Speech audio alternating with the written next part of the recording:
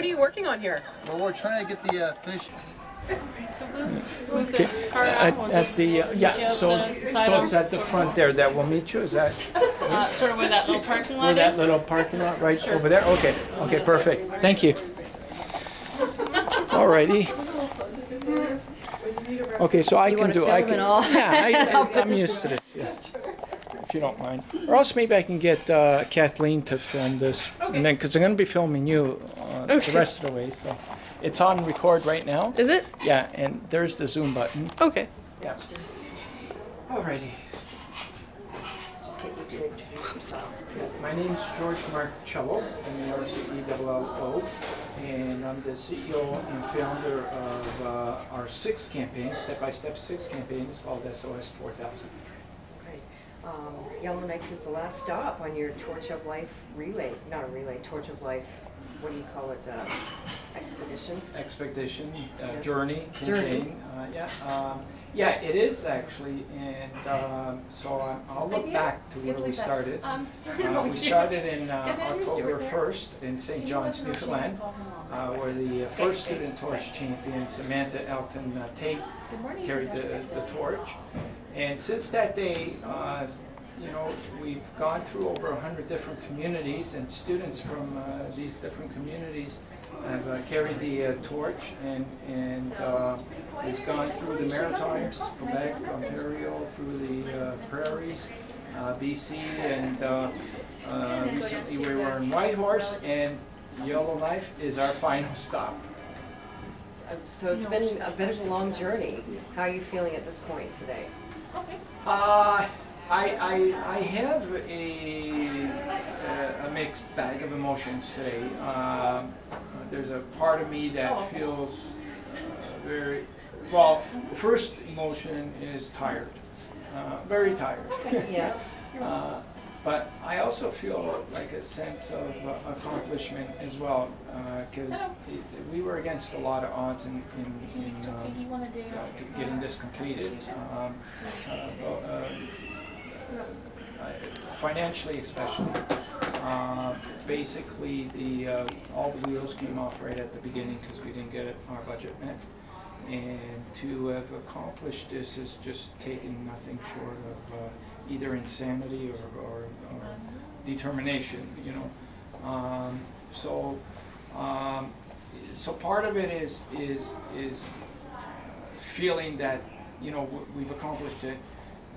And the other part is, and I just want to, today I want to center on enjoying the day, you know, because afterwards there's just a lot of other disappointments that happened where people didn't, you know, said they were going to be part of it and did, and you know, but that's the way things work sometimes. Sometimes you can't count on everybody, and then when that happens, then you have to do it.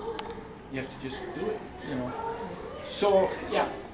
I guess I'm looking for what kind of support have you garnered along the way on this trip? We have garnered a lot of support. In each community, we've gotten over 1,000 media stories done.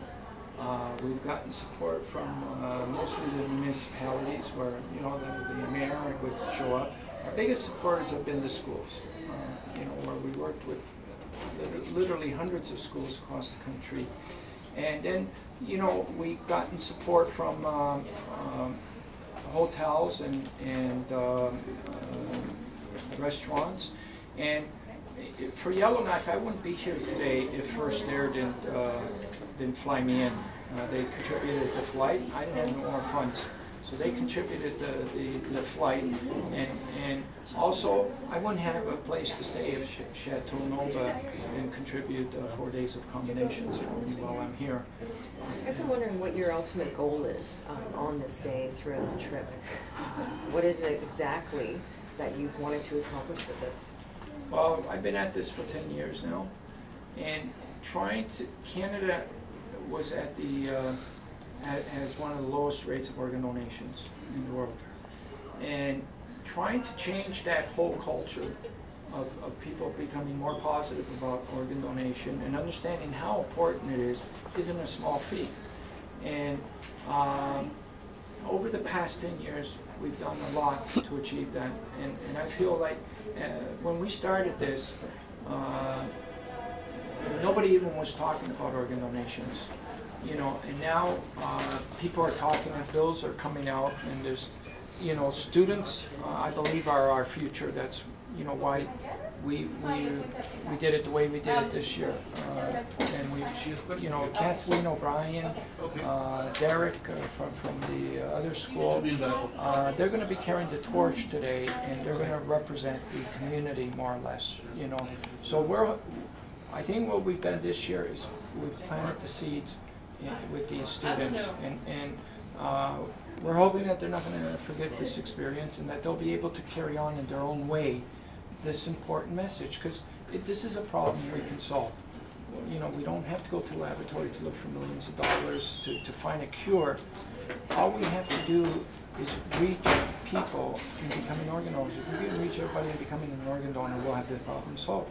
So I think by having the students involved in this, they're the best way to reach the public. How does someone become an organ donor? Well, in the Northwest Territories, we're not quite sure. I mean, each province is different. And this is what makes this whole thing so frustrating. Nobody in the province knows how to become an organ donor. And I found that in every province.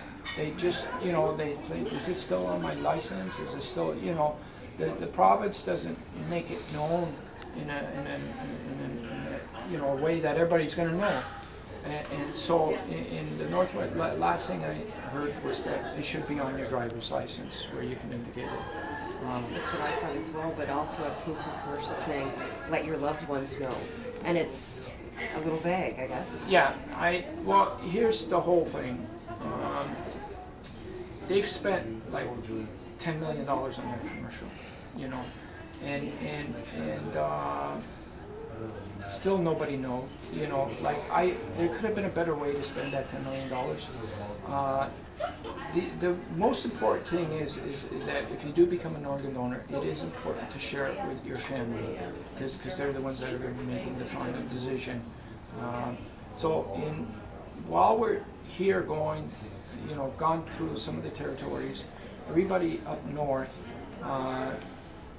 needs to know that that's the most important thing, is to share the wish with their family. And also, we still need to urge our government to make this more priority. I was going to ask you, what would you hope government does to take action on this? Well, if they do what 23 other countries did, in Europe especially, they can solve this problem.